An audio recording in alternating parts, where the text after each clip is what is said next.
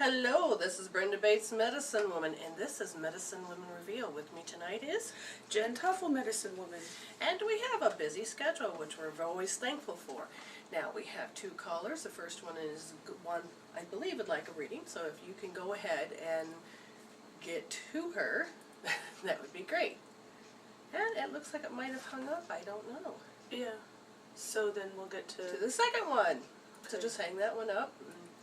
okay. So then Learning how to we're use here. Skype, sometimes it happens. All right, caller, Brenda, are you there? Now, why is that not working? Unless she muted her mic. 'Cause we Brenda, didn't- just unmute your mic and start talking to me. That would be great. You're on Medicine Women Reveal. Okay, so I would just say hang up, and hopefully she'll call back in, because for some reason we're having trouble with Skype. Okay. Now, again, it could be just us and a great learning curve, but We'll find out. we'll find out. So a lot of things have happened, and the telesummit that I did last night was very incredible.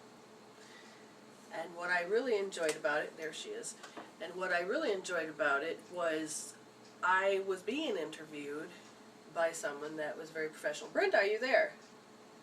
I am there. I'm here. Oh, Hi, yes. Brenda. How are you? I'm It's here. Me too. Sounds like the Brenda show. Yes, we love technology. Well, this lovely Hi, lady, Jen. Hi. this lovely lady had done a telesummit, and she asked me to be one of her speakers, and so I was. And so last night was my my debut, and so she's just called in, and so we're just going to find out. How you doing, Brenda? I'm doing terrific, Brenda, and it's lovely to be here with you tonight. No, thank you for calling. And what would you like to talk about? Well, I just want to talk about the energies that are present right now, and after it winding down 2012, it seems to be a sense of remorse in the air, a bit of heaviness, and yet I feel it's the time to celebrate. I don't know, what are you picking up, Brenda? Well, empathically, it started yesterday that I kept seeing 555 everywhere, and people would point it out. They'd write it on my wall, and I'm thinking, oh, that's, about great change. It depends on how you want to approach it. Do you want to do it the old conscious way where you're like, oh God, I hate change. Oh, I don't want change to occur. But change is going to happen. So yesterday was basically a very frightful, overjoyed day for me. The frightfulness was I kept getting hit by the jump rope, meaning change was going to come regardless. Me and Jen and my husband play Mario Kart, and if you ever play those games, you end up driving along, you get hit by a banana peel, a bomb hits you, a car smashes you, you hit an oil shells. slick, and then you're trying to avoid the walls at the same time. You're So, trying to get around the path. You'll be going in first place, and you're like, woohoo! And then all of a sudden, Bing, bing, bing, bing. and you're like, oh my God, I just want to give up. What's the point? But you have to finish the race because it's a time trial and all this other stuff. Keep And you're going. like, I will either be one of 12. That's what you're going to know. And so it depends on how you learn your reaction. And I know that I've healed so much in my life that my first response is no longer what it normally is. And so Brenda and I, like I said, we had she did her show yesterday, and I was being interviewed. And so I'm talking to her today, just chatting back and forth in instant messaging. And the next thing I know, I feel this empath of energy, and I'm thinking, I know it's not mine, where I have to feel, oh, Brenda, I'm sorry, I didn't do as well as I thought I did. And I'm thinking, where's that coming from? Because me and you have already talked about, what is expected, what can happen, there's good and bad, it's, so no surprises, right? Right, could be all over the map. Yeah, it could be all over the Yeah. map. And so I thought, this is strange. So then my husband walked by, and I'm thinking, did he feel like he failed me? And then Jen walked by. What did she feel? Did she feel like she let me down? I'm like, it's just so strong. And then I was not expecting you to call in, and maybe you're right. It is about that it's a winding down, and we are changing.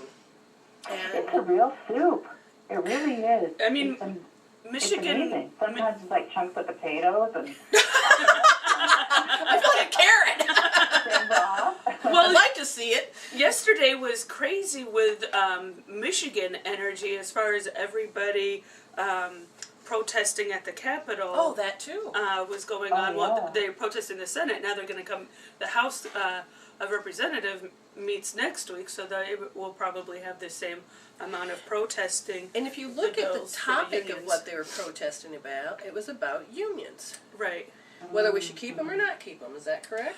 Right, and well, here's the thing. If Michigan becomes a right to work state, which is what they were, what the Senate voted for a state to become, was right to work, meaning that you're not, the union isn't there, and so some people, the option for the union was kind of forced. You get this job as whether a teacher or at the factory or wherever you are, and automatically you have to pay dues into the union. And some people don't like that. They want the choice whether or not they need to participate in the union. I think that was some of the debate too. But so what was voted was that there's no unions, and so. Oh, it's like a little child going, well, if I can't do that, I ain't gonna do anything at all. I'm gonna take my marbles and go home. Right, right, and so Yeah. and so then there's all the politics of who's in charge and all of this stuff, and it's fascinating to watch how the governor didn't believe in it 2 days ago, but then all of a sudden was swayed so it was and Lansing's 45 minutes away from here, half hour 45 minutes from here, so it's like we can really pick up, and everybody came to the Capitol to protest. And so yesterday had to be a big thing about change. Now, I have no problem with 555. I actually like change. I always tease everybody and say change can be as easy as putting on your underwear, but Our friend, our fan on Blog Talk, who who laughs about that. Yeah, but I ended up having a back issue to the point where it's harder than hell to put your dang underwear on. So I'm thinking, did I just sabotage myself in some way here? But like I said, yesterday was this frightfully overjoyed day. I kept getting hit by the jump rope. And what do I mean by that, Jen? Okay, so if you everybody remembers playing, well, as a girl, I know I played jump rope. Some boys played, some boys didn't. But you have two people at the end of this long jump rope, and you get in sync as far as turning the jump rope, and then people come and they join. I could never do double dutch. That was like way too intense for me. But just the regular jump rope. But you have to get into the rhythm in order to participate. But there are times when you're just like smack, smack, smack, smack, feeling the rope hit you, and that's like when we're doing projects, and it's just not working. You know, we feel like we're in alignment, but everything else around us is not. And that's what it felt like yesterday, and I thought, what is going on? And I know with the intents of the earth, sometimes it can really get to me, and I can really feel how off it is. But yet at the same time, I did the show with Brenda here, and it was like, that's the joyful part. It was smooth. You were riding a high. It was, oh my God, I got off the great. phone, I'm dancing around, I was doing my tootie dance, as my husband calls it, and I'm just having a heyday. And then we played Mario Kart, had a good time there, but it was like the world was in a heavy change. Now, Japan, was it Japan? Is the one that had the earthquake, 7.8? One of those? Yes, oh, yes. Okay, see, Thank I you. knew somebody would, I don't know that. I'm tuned into other things. You're tuned into that. But earthquakes represent life as a bitch slap. If you're unable to change with that grace and ease, it's like you know that this particular thing has to happen. You know, like me and you discussed about, hey, this is the options. It's all over the place. You could have a really great success. You may not. Blah, blah, blah. This is, so you knew to live in expectancy that something's going to occur, and whatever it is no big deal. We're going to then move forward. Well, earthquakes are like, oh, I don't want to look, or I don't want to change, and I don't want to do this. And when I'm talking to people about healing, and I say, okay, look at here, I found this stuff in your foundation of your past that needs to be resolved, some particular issue or hell. And they're like, I don't know what you're talking about. Oh, yeah, it's familiar, but I don't want to heal it or something. And then what will happen is that the whispers, the universe telling you all the time, your soul's telling you, oh, you need to change this, or you need to get rid of that, you need to resolve this, you need to learn more. And if you consciously aren't participating, then what happens is that you're like forced down on your knees. You're being forced to pay attention, and it's like you have to change or else. And that's what I feel like when earthquake is when we're not consciously participating in our own active reality of our life. And like I said, I was talking to you, Brenda, about all of this empath feeling because I could feel. It was like, I am so sorry, I failed or something. And I'm thinking, I know that's not consistent of my true nature, and so it's like I have to really observe this. And going back to earthquake, in my theology, the theology of Emanuel Swedenborg, the earth, we go back to the creation story. I love the creation story. So the earth, when the earth was formed, that's that's our consciousness. And so everything that comes from the earth is the development of our consciousness. So when you're talking about an earthquake, it is our consciousness being shaken. And that's when we get into where we are now, the season of Advent, when there's the prophecies, the apocalyptic prophecies that go in line, talking about this. That's the old consciousness that needs to shift in order to allow this Christ consciousness to come to fruition. That makes sense. That does, and it's a beautiful thing to think that, from the ashes of our misery come great gifts, and I can relate to that because today I was at work and I just started bawling out of the blue, and I'd sit there in the lounge and people would say, "Are you okay?" And I'm nodding yes, and the tears are running down my face, and I can't control it, and I'm going, "Oh my gosh, is this a shift or what?" And it was. Was it a sad cry or a happy cry or I don't know what the heck cry? Or just a cleansing? Yeah, it was a angsty cry. It was full of misery and pain, and and I'm empathic in that I kinesthetic, and yes. I have residents. I'm a nurse, and people around me are expressing pain to me energetically, and people around, and the people that are supposed to make a difference and make it better are not picking up on it, and I'm so frustrated. Yeah, that would make sense. When I went through my chaplain training, we call it clinical pastoral education, in order for me to be ordained, and I was just waking up to my empathic abilities. Yes, and so, and I'm this person that the chaplain is kind of just there to some degree, to offer comfort, and people, well, how do you know? And I don't know. I'm just gonna, if I could give you a hug, that would be nice. But yeah, but it is. Sometimes I felt completely powerless because I knew what needed to occur, but I'm just standing there as an observer or watcher. All right, I drew 2 cards, but we'll talk about those in a minute. You have to also remember it's Pearl Harbor Remembrance Day, and as I'm sitting here, I'm actually paying attention to my posture because I'm also a kinesthetic empath. And as I'm paying attention, I'm noticing my shoulders want to go up and my head wants to go back in the hole, just like turtle. And I'm like, what's going on? Why can't I seem to get my shoulders down? And the emotion code, when Bradley talks about the heart walls, he talks about one of the things is the neck has issues and that your shoulders feel like they're crunched up. And I said, oh, wait a minute, that's a clue. So I says, is there a heart wall around this energy? And of course, if you think about Pearl Harbor, there would be a heart wall. My gosh! They come when there's pain, and so I asked, what is the particular emotion that? Because according to this, there's about 3 heart walls, and the first heart wall is about dread. And if we really look and tap into what is dread, it's like, oh, I don't want to do this. I talk myself out of that. There is no feeling of motivation, happiness, or joy. It is, like I didn't even want to put on lipstick or makeup. I'm like, oh, I'll get dressed. Oh, wait a minute, I have to put a bra on. And then you were saying something like, as we're getting ready for the show, and you're like, I don't care. And I'm like, that is so not Brenda. I'm like, I know you care. Please. I know you care. Come on, you care. Come on. Yeah, they just can't have the wall. They can't have the sturdy person falling down on the ground. But it was that either. But it was just so abnormal to hear you say that, and I know because you're like, why can't I just fall apart? Okay, fall apart. but like the show's on in 5 minutes. So the dread, so what would you guys, what is your definition of dread? Mine? Yeah. Basically, inescapable fear, where you feel like you're falling into a fearful pit with no way out.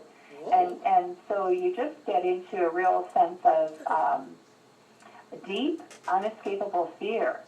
Wow, that's deep. I like that. I mean, I don't like that. I like But the it's an interesting answer. I like the definition, not That's the the feeling. answer, not the fear. And what about you, Jen? Oh, for me, I mean, because I lived in dread and for years defined as clinically depressed. That's what it was. It was like, and it was like, I know Mario Kart seems just like a silly example, but it is as far as when you're just knock down. It's like, why the hell do I even need to bother? Nope, somebody else is going to do it. Nope, I know I'm told somebody else is going to do it better, so I don't even need to participate. I'm just so in that state of, I just don't want to do the task at hand. Sometimes it feels like a cosmic joke. Why did I get up today? You're just going to knock me down.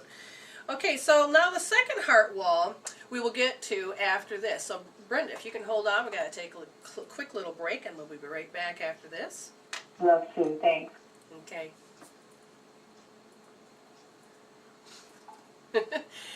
Now we're back. And so we were talking about the heart walls. Now, as empaths, we can feel the what you call the ripple effect. Now, in time, in space. The day I was born, the Detroit riots were just coming into full bloom, and those energies that is in the group consciousness will play a part into who I become today. It'll help create the issues, it'll help be a part of the foundation. And I had done a lot of healing in the past, so it seems only right that if you look at how Pearl Harbor is today, okay, people don't really think about it. Oh, 9/11 is the latest one they can remember. Right. Okay, but Pearl Harbor was huge. It's right around Christmas time. Yep. It's right around where you're supposed to have joy and happiness.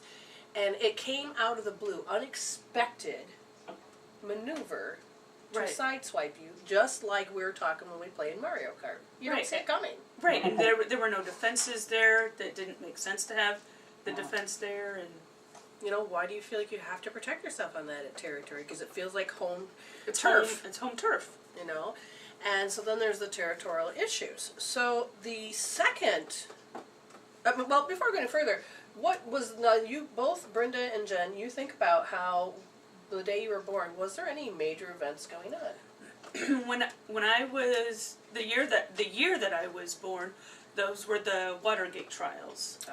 With Richard Nixon, and it was the first time that the president was really called, the character of the president was really called into question to some degree on that level. I mean, there's always been those, the mudslingers and that kind of thing, but really on that level. Okay, so let's take it a second. For me, the Detroit riots wasn't about black and white issue, even though they wanted to claim it was a black and white issue. It was about, you broke the rules, and now I've got to enforce them.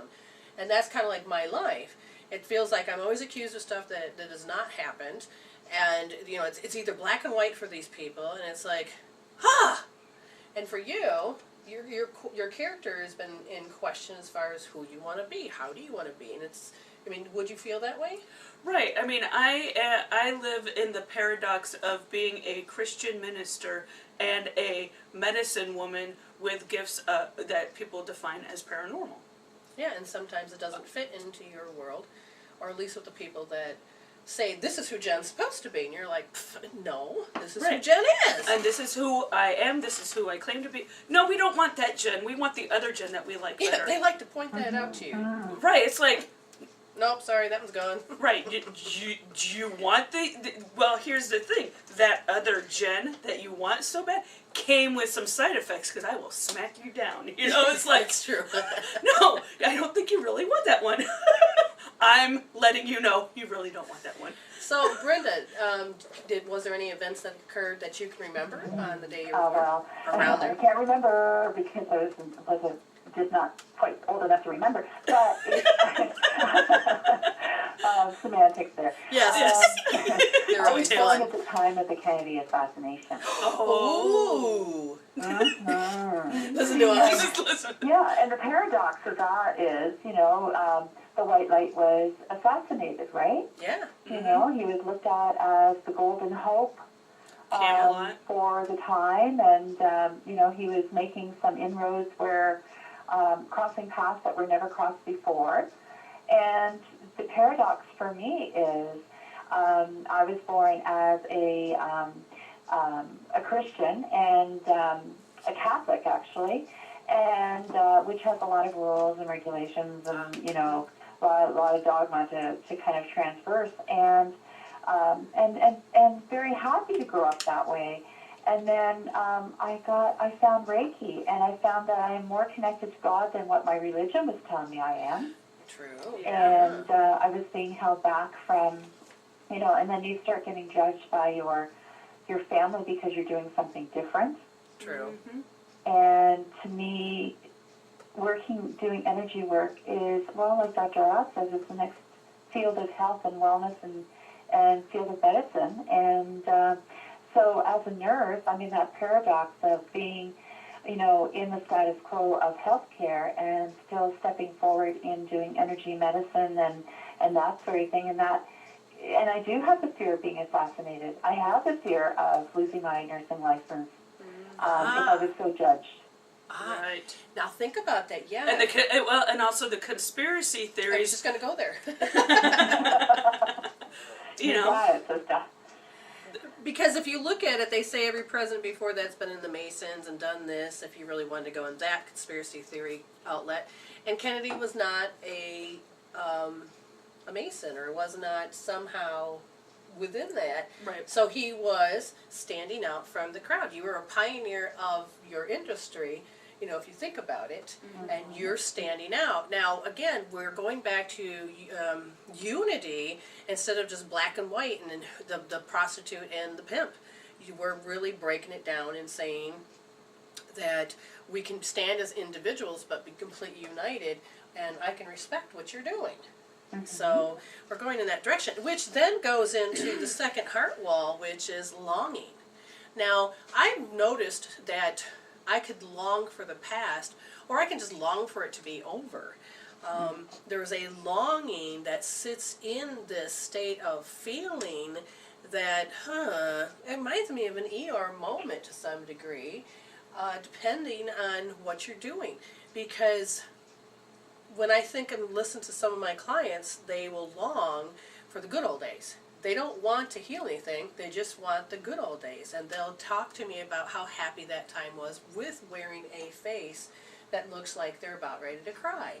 And the longing that I have, when I look into my the Hope Therapy, the longing falls under, if I can find it that quick, is usually in the lung area, where it's like yearning, but it's a longing. It is the wanting things to be the same, or wanting things to just be done. Now, that's my definition.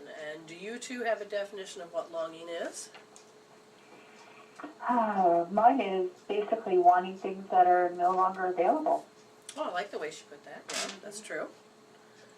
And do you have people around you that seem to long a lot? Well, you know what? I have to look at my mom. My mom is getting into the later 70s, and she's a wonderful specimen for her age. I mean, she's a go-getter, and she's vivacious and everything, but she's lost a lot of her girlfriends. Oh, yeah. Yeah. So she's at that stage right now where she's wanting to create a legacy, and we're going to write her memoirs and, basically celebrate her life now while she can. Right. In longing and remembering all those wonderful people that have crossed her path. In another part for me, I just have to butt in here, is the longing for us to be the norm. I know that this paranormal stuff used to be top dog, what it was in, and how it was, and then when the monotheism energy, I'm not talking about oh, I have to believe in one God, it was the mannerisms of to what controlled, all the restrictions and the rules and everything that said, oh, if you're going to do this, then this is all the rules that go with it. And that's when we separated the yin and yang, and yang was like, oh, no, we have to put yin aside. But it's that I know we are part of the norm now, and we are going to be more of the norm, where everything else that we used to think is normal is now just going to be one of those things that was the thing of the past to some degree. And so I'm longing for the change to already take place, because I'm watching it drastically change around us, but it doesn't have to come as a bitch slap, and I keep doing my part, and hopefully my dimensional view that I'm looking at, my reality, will not have to show that, So, Jen, do you have a definition of longing? Well, I went back. I go back to the time period in which my parents divorced, and I thought that there was that longing. But then, even prior to that, it was still living in the household that I was always longing for things to get better. I was always longing for things to get better, especially in my relationship with my sister. But I being who I am, I must have really known that the household was it wasn't okay. It goes back to the frightfully overjoyed. We talked about some of the frightened things, but the overjoy. I don't remember some of the things that I was born with the overjoy, but if we look at the chat room, Octarine says the first atomic submarine, The Nautilus, was launched the day before I was born. And if you think about that, that's exciting. That's new. That's just like my debut of doing the telesummit. It was exciting. It was the technology and and it was. And then she says there was a lot of cool stuff the year before that, like the discovery of the structure of DNA. And look at it. It's the technology and the knowledge that seem to enlighten and help bring the planet from the woes that it's in. And it's like a ray of hope. At least that's what I look at it as. Now, the third particular heart wall that they pointed to says wishy-washy. And I feel like that's come to the terms of, oh, I want to be me, but no, I can't. I want to do this, but I don't have the urge. I've been beaten down so much that, I have a little spark of hope, but, whatever. And it is not going anywhere. It's actually standing in the in-between, not being able to feel connected to your world. And at least that is what I feel about when I get wishy-washy. I can't make a decision, but it's also the feeling state, and can't do nothing. So what do you two think about wishy-washy? Well, I think, going back to the energetics of it, is when you're feeling wishy-washy, it's because you're not grounded. But the problem is, if you're not surrounded by nurturing people who know how to ground you, you're floating out there. Yeah. And it's almost like you don't want to connect. No, if I'm going to be grounded, I have to talk to you jerkwads. Sorry. Well, let's look at what she just said. The day I was born, my mother couldn't even get into a proper place. She had me in the hallway. Yeah. And there were bodies all over the place, bloody, angry people, and my mother didn't want to make a peep because she didn't want to create a distraction. And so that affects my world, because anytime that I've made a noise, my husband goes, oh, quiet down. It's like, people are afraid I'm going to embarrass them. But she would not cry out loud, and she ended up giving birth, and it was like, okay, now get me out of here. In a very discreet... Yes, I'm visible in the corner. How do you give birth in a very discreet way? All I did was scream like bloody murder, but... Okay, but anyway. The joyous sound. The joyous sound. Yeah, of my childbirth. husband would never agree that was a joyous sound. Neither would I. I'm glad it didn't get recorded. So, what did you think of wishy-washy, Jen? Wishy-washy for me, Gosh, I just went into, if I have to make a decision, then does that mean that it's really concrete and I'm really going to be called out on the carpet if I change my mind? You know, so wishy-washy is, oh gosh, do I really want to make a decision? Do I really want to put my energy towards something? Because, see, I have this thing where if I put my energy and towards something, it's really powerful. It is, but she holds back. I don't want to toot my own horn. To smack her up and say, toot already! Toot already! But I know that if I put my energy towards something, it has it's a really interesting effect to watch. So, you know what's funny when I think of wishy-washy? It goes to the hope therapy of the bladder meridian. You're immobilized, the paralyzed will. You kind of withhold, you want to go forward, but you feel inefficient, and you're like, ah! So you're in that state of wishy-washiness. Like I said, with the grief, the longing, that falls under the lung, and there's just like, my upset was this. Am I going to be embarrassed and shame about it? No. But I think it's important for people to understand that it depends on how you react to what the world has given you. Part of that frightfully overjoyed yesterday was that I found an email that said, oh, your dissertation has been rejected because you need to change a few things. And I thought, okay. And by a few things, it means everything. Because the rules that I had got the instructions from 5 years ago completely changed, and I didn't know it. The whole structure of how you make a dissertation is now followed really strictly with the MLA, as you point out. Well, or the writing style to be able to, it's a research paper. But they changed all the rules, and so now, even but it wasn't that format when you Right. had... I still got the double space right. I still got the footprint right, but the margins are changed. You have to have 3 quotes of this, you got to do this, and you can't have this, and you got this, and you got and then this chapter is the same length as this chapter, and I'm thinking, oh my God, I never had that many instructions. So I said, that was part of the frightfulness. It's like, seriously? So I said, all right, universe, am I really supposed to do this? And the value of how I want that dissertation is very important. So I said, all right, then I'm going to let the universe pick, what do you want me to talk about? Because it was about knowing. And they go, oh, reality. I'm like, oh God, is this a reality check? So I said, all right, give me what I need. And so the instructor also said, well, you know, just in case you didn't get the right papers. And I'm thinking, duh, okay. Here's all the instructions. So I have been reading about how they talk. You can't have no personality in these things, except for, in a way, you can do it in the intro, but the rest of it has to be really stale.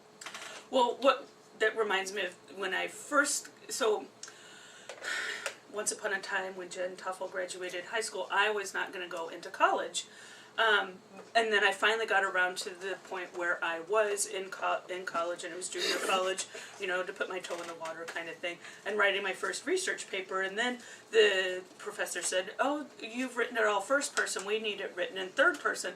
And so I went to my mom, they don't like my voice. You know, my mom's like, calm down, it's not that difficult. It's just it's all that hard work you just did. But what happened for me is that I have my book written now. Right, she's got a book written. It's awesome. There you go.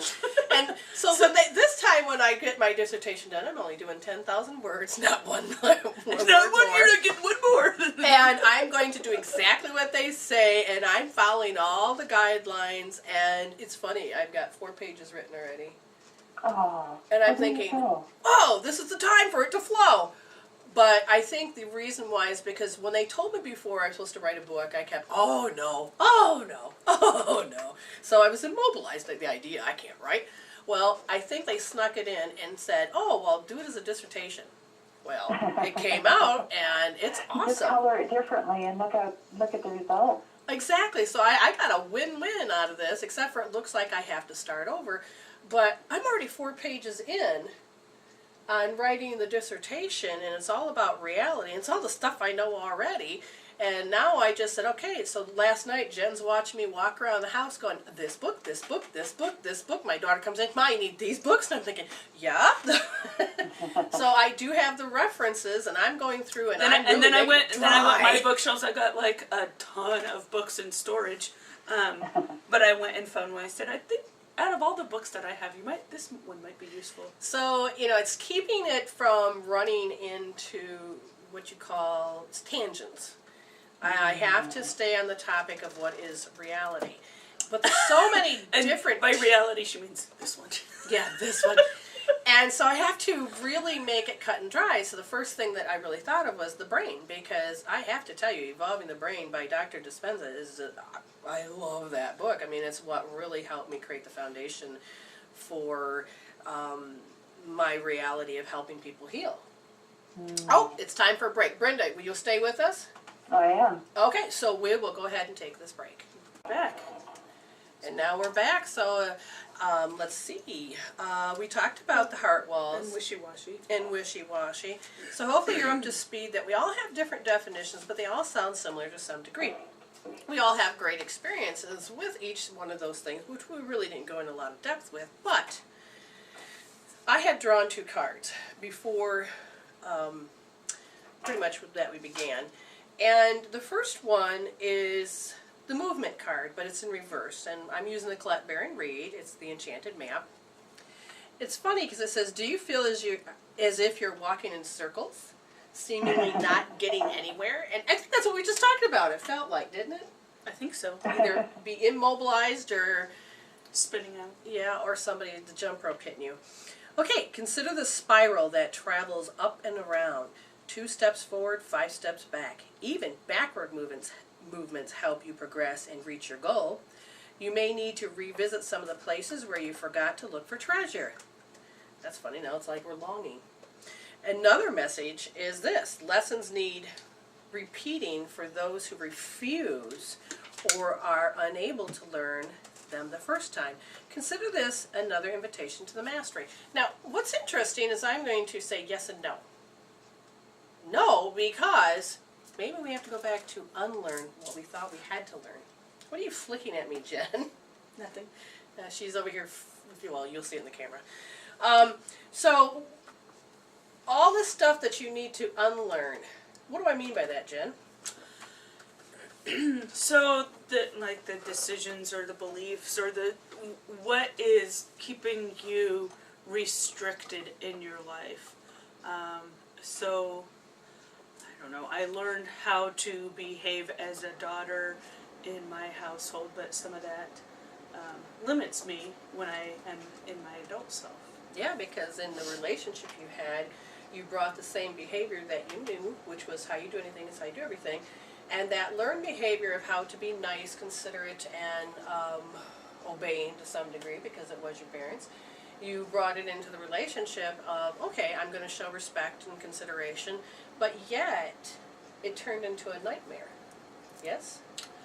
Yeah, because you didn't have the boundaries with him, and so he felt like he had the free play to do whatever he wanted. because you enabled that unconsciously based on a learned behavior or something that you learned which no longer serves you as the adult.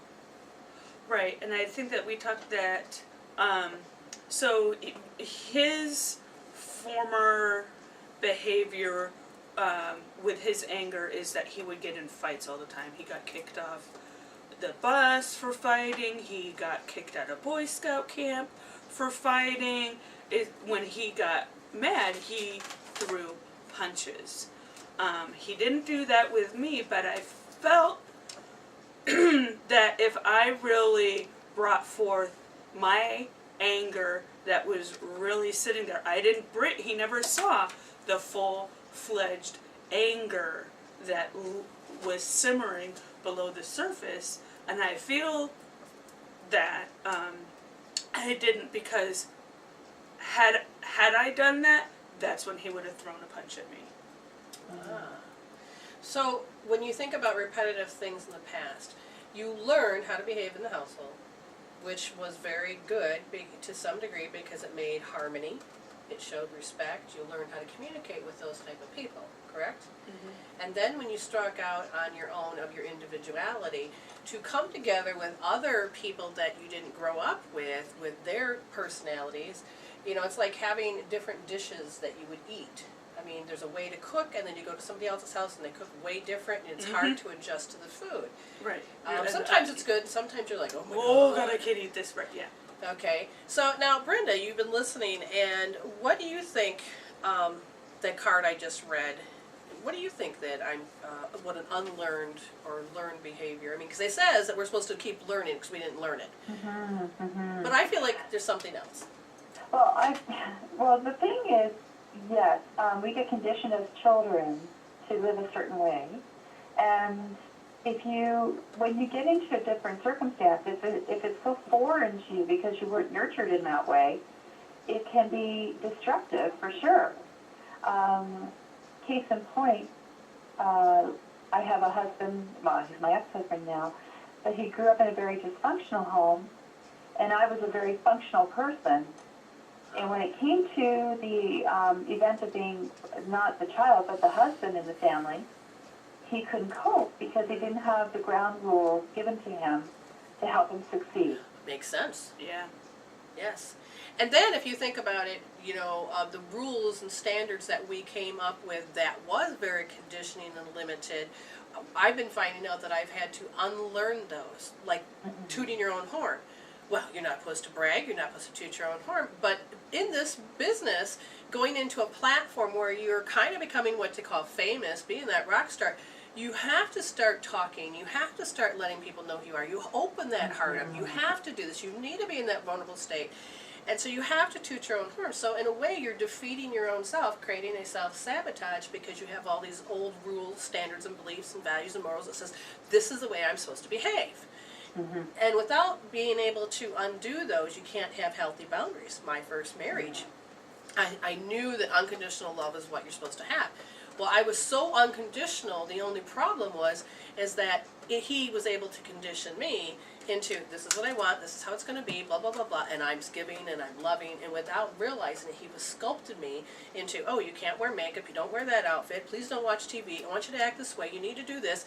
I didn't know I was being so sculpted into I wasn't even there. I don't even think it was my life I was living anymore, and that's another part of my particular pattern that I had been carrying all my life, is I feel like other people are inserting their stuff into my world. Well, that sounds familiar as far as being sculpted into a certain way. And it's just the words, it's the phrases, and then all of a sudden, okay, he felt like to some degree that he owned me as, oh my God, that's as a right, wife. that was huge.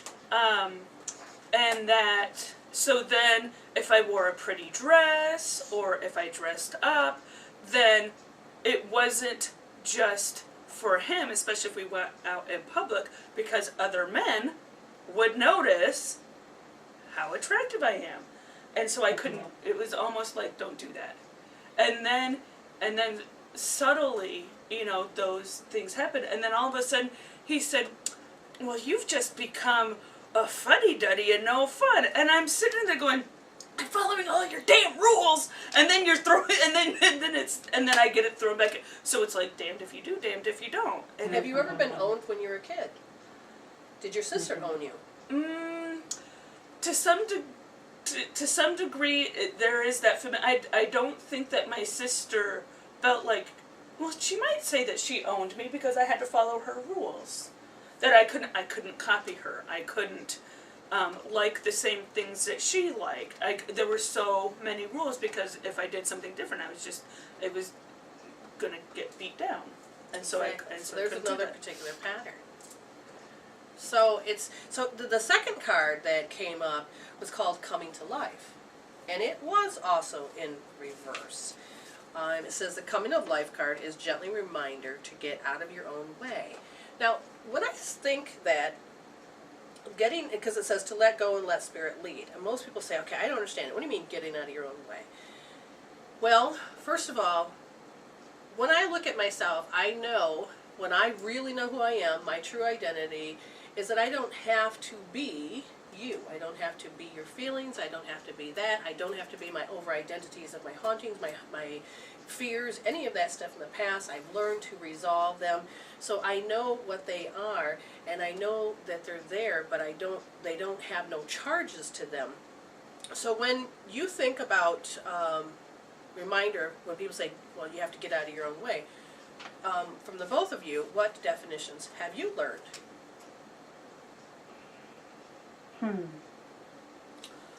You know, getting out of your own way is like the chakra system. So when you think about it, you start down in the first chakra, you're grounded. You're just a lump of clay, you're connected, you're not branching out. And you eventually have to start moving up. So you go into the nurturing center, and you move up to the heart center where you are falling into love. So the nurturing is when you're a child. You go up into the heart chakra, you're going into romance and love. And then you're moving up into the throat chakra where you're starting to speak your voice and make your mark in the world. And then you're going up to you're accelerating up into the third eye where you're supposed to have the wisdom of life, which is where we are right now, right? Ah, yeah, I think so. And then when we finally complete the life cycle, we are emerged with the universe and source through the crown chakra. So, you know, it's where we get stuck. And we can get stuck at any one of these levels, and then that's where the exploration part comes out. I like how you said that like getting stuck, because yes, we get stuck, to me, and that's where all of a sudden we lose sight of our true identity, which is the spirit, and we end up focusing and over-identifying with matter and all of the things, and that's what gets in the way. Exactly. So what do you think, Dan? I have to laugh real quick. I had looked up and it said 555. So I'm going to go to the Angel cards. And what I'm going to do is going to read that. It says, during Virtue Angels Numbers 101, 555. Huge changes are rumbling throughout your entire life. To keep these changes on the highest possible course, be sure to keep your thoughts positive and stay centered in prayer and affirmations. Yeah, I guess that helped. All right, I had to get that out of the way. Oh, so getting out of your own way. So to some degree, it's the behaviors and mannerisms and beliefs and whatever that I've brought thus far that are my old self that are standing in the way of this self emerging forward. It's, you know, get out of your own way. You know, it's, oh, that's not whatever I had that was going to be a roadblock. Very good, very good. Okay, so let's continue reading on this real quick. This says, now life is unstable in the beginning and needs gentle care. Now, what's interesting about that is that this is where we get confused. I always say it's a learning curve. I already know that I don't know what I need to know. Like talking to Brenda. Okay, Brenda, I don't know anything about this, and so, you know, at first you want to say, forgive me, I'm sorry, I don't mean to be stupid. Sorry about all these questions, but they're needed for me to help create and frame what it is so we can both be on the same page. I needed to be in sync with her so that I knew what the heck, you know, because at one point I thought, I think there's something else I'm supposed to ask, but it felt like I knew and got it covered. But then finally I said, all right, something's not feeling correct. So I asked her a question. So she explains it. And it's my old programming that as a kid, when you ask questions, shut up, you know, bang. You know, you got to be quiet, be seen, not heard. I don't think we're supposed to be seen or heard in my house. But it was, okay, I take, you know, we have created a great rapport, me and Brenda. So I thought, you know what, I'm going to just continue this rapport. I'm going to ask her questions, and I'm going to remove the fear that says that, oh, I shouldn't ask that. But I needed to know because she has already been there, done that, has experiences in it, so I would like to know her side of the experience so that I know what I'm supposed to be doing or how it's supposed to look like to some degree. So, you know, stepping up and being able to have that learning curve and not having to feel bad about it, because growing up, you know, it was like if you didn't know it, you were stupid, and they were told that. So basically I had to unlearn all of those fears and those basic things that I was told that, oh, you're just stupid, you shouldn't do this, and you should know this already, and blah, blah, blah. So I have, when they say it's a new life is unstable in the beginning, it's only unstable because you don't know where to put that foot. Maybe you don't know what question to say, or you don't know what direction you know to go into. Learning to live with synchronicity and learning to look for clues gives you more stability when you are taking that first step out there. Knowing that when you do screw up, it isn't something wrong. It just means, oh, that's not the way I'm supposed to go. I'm supposed to go over here. And it is a guiding system that actually helps you keep on the road. That is the way that I look. It's like a GPS. Turn around and go the other way. Or don't turn left, turn right. But they help. Run out of Dodge. Exactly. We're going to take a small little break, and this is a real short one. Brenda, you're going to hang with us? I certainly will. All right, thanks. We'll be back after this. For those of you who are wondering, what are these little tags at the end of my bracelet? Well, Mini Pearl. Mini Pearl. But what they are is that I have a story, and these are all these little precious stones that I have. What are they? I don't know. They look like jade. They look like whatever. But they're the price tags. I'm advertising. They're for sale. What jewelry I have here. Please buy them. If you want to know more, just go ahead and go to bbmw at doctor.com, which is At bbmw. dr.com, not the word doctor. I was going to say that and correct Okay. it. Oops. bbmw at dr.com. Thank you.